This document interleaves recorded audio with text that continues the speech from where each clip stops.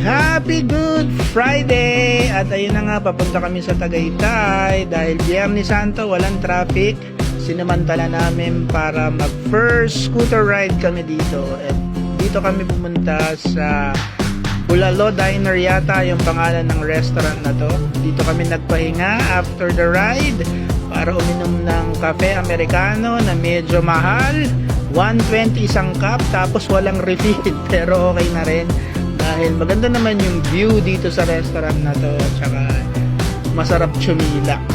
So after a while nag-decide na rin kami umuwi dahil mainit na at matraffic din dito sa Tagaytay. Akala namin kami lang yung tao dito, yung pala lahat ng tao sa Metro Manila nasa Tagaytay today. So ayan, chillax lang kami ng konti, in-experience ng maigi yung view, and then umuwi na rin. Ayan yung mga pictures namin.